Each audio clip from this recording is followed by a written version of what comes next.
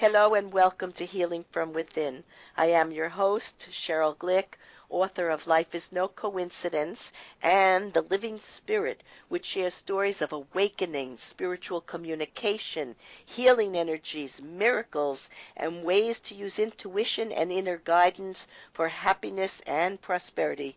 Today I welcome Nick Seneca Jankel, a former guest of the show and author of his newest book, Spiritual Atheist, which gives us access to the benefits of both modern medicine as well as timeless wisdom about human happiness.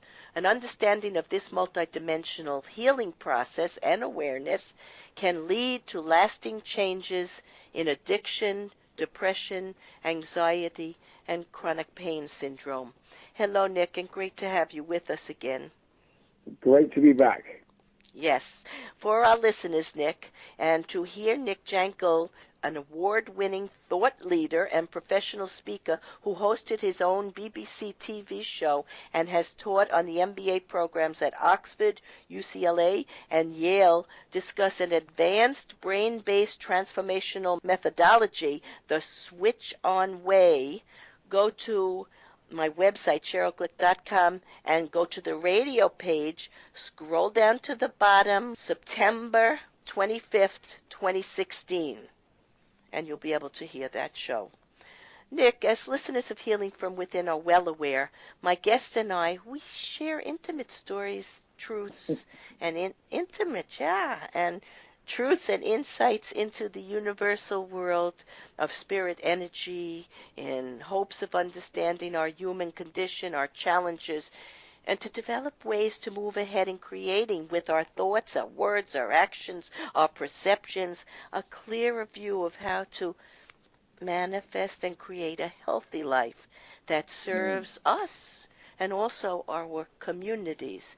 In today's episode of Healing from Within, Nick, a scientist and medic, brings the latest science into his work, cognitive, behavioral, emotional, and interoceptive, and blends it with timeless wisdom and offers us tools for transformation and for self-mastery of emotions. We will discover how he has overcome being diagnosed with fibromyalgia or chronic pain syndrome, depression while studying medicine, to finally healing his own childhood trauma and discover happiness in living with spirit. And for our listeners, there's nobody on the planet who is not dealing with their childhood and societal training and trying to overcome whatever trauma happened to them. We're all in this boat together. Nick, you may remember, I always love to ask my guests to think back to their earlier life, childhood, or sometime earlier in their life, and remember a person, place, event, or persistent thought, perhaps, that may have led them to the lifestyle and values they embrace now in their adult life. So go back a bit. You like that? I do. I have a story here that I read that I loved, but let's see if you picked the one that I picked. Go ahead.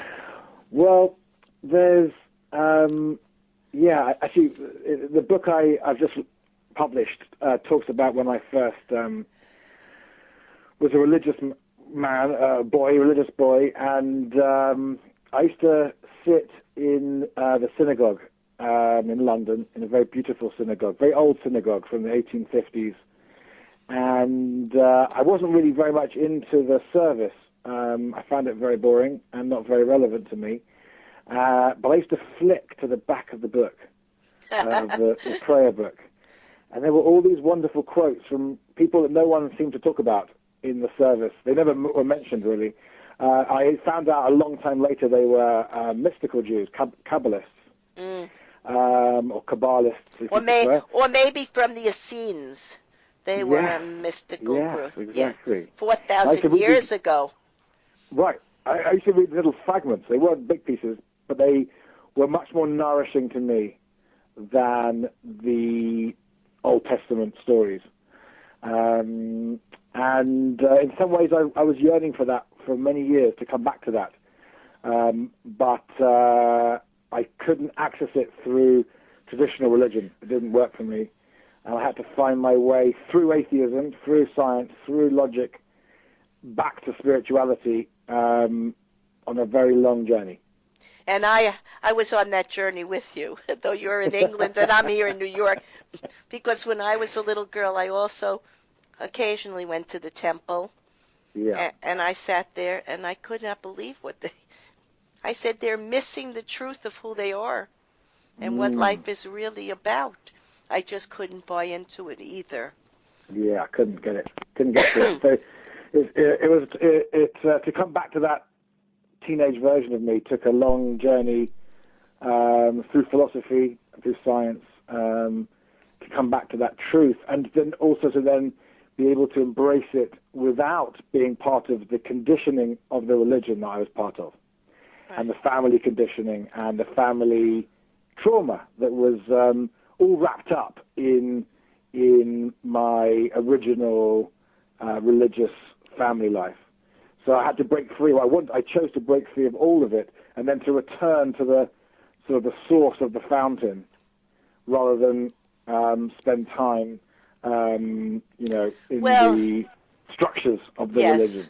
Well, Nick, you know what it was? You and I, as children, and now as adults, we knew that there was more to us than the physical life, through to the words and the stories and the rules and regulations. We knew that through philosophy, history, psychology, and through our education, that we were in search of who we really were and how we could relate personally to a divine, energetic, creative life force or source, or the divine or universal Mm. energy, whatever we call it, because we knew we were more than our physical ego-based reality, and we didn't know how to express it, and we couldn't buy into all the things we were hearing because it just wasn't the truth. It Mm-hmm. wasn't enough. And in our search and through years of meditation, and I belonged to a mystery school at one point, and through seeking and searching and allowing ourselves to surrender to this energy of the divine, we have been able to find peace and healing. Healing, is a multidimensional quality. It's our mind, our body, our spirit. It's not just the symptoms of any illness or disease. And we have been pretty much able uh, to find that.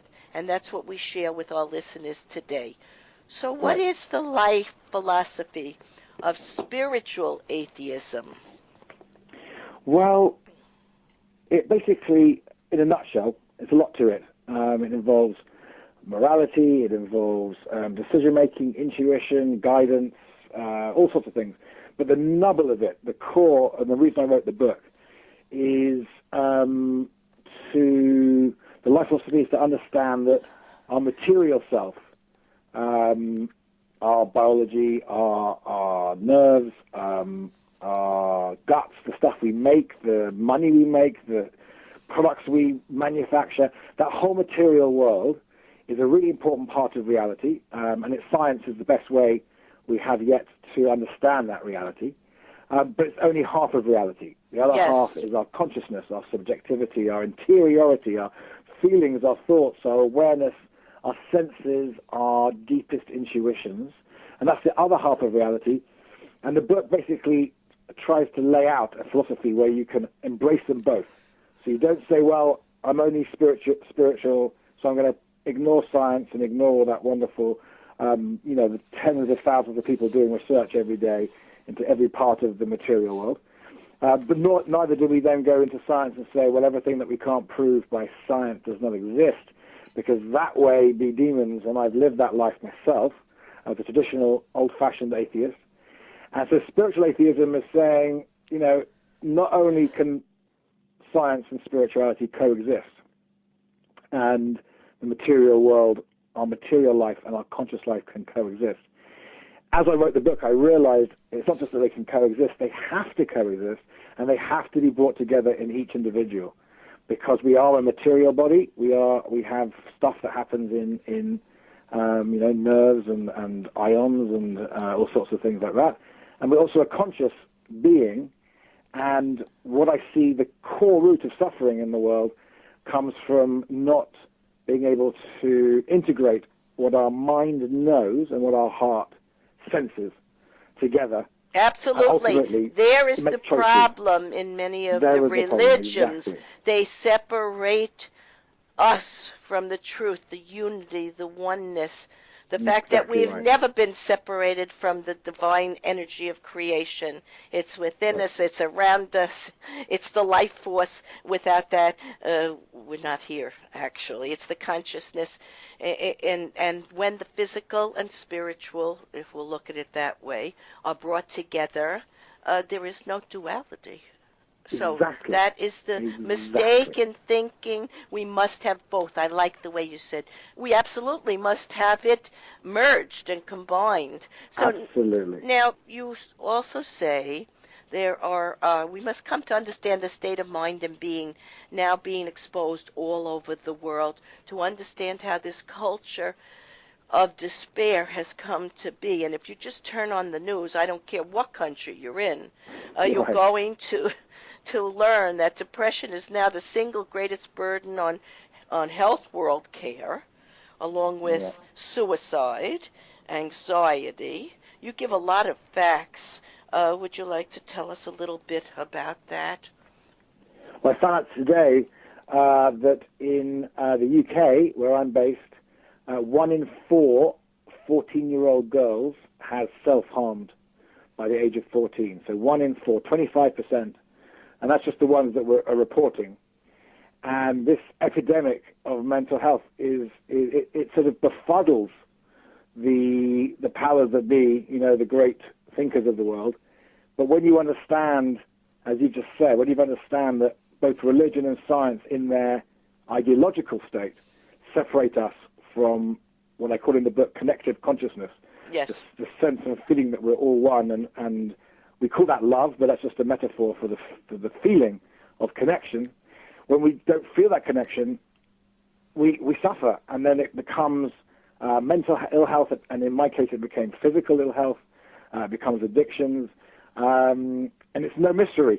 When you realize when you've healed yourself through love, you realize that the mystery is why no one else realizes that the suffering in the world, not all of it, some of it's air pollution, some of it's climate change, some of it's poverty. Absolutely, there's material world problems too. But the mental health is a problem in our consciousness. It's not a problem in matter. It's a problem in consciousness. It becomes a problem in matter because when you have negative conditioning and suffering in your mind from trauma from the past, that becomes physiological eventually, right? So fibromyalgia, something I had and it's in the background of my life today, but it's still present if I allow it to be, if I let go of my own self-care and self-well-being, it becomes physiological. Well, also the word suffering has, and being separate from the piece of your being. When you look at babies and children, you will see how if they're wounded in any way or hurt, they get past it very quickly because they're flowing in the energy and the freedom of joy and love, mostly, except, of course, in families where, there are serious economic or emotional or physical challenges, and then it's a different story. But suffering, we were not born to suffer. Many religions sort of think we were born to suffer.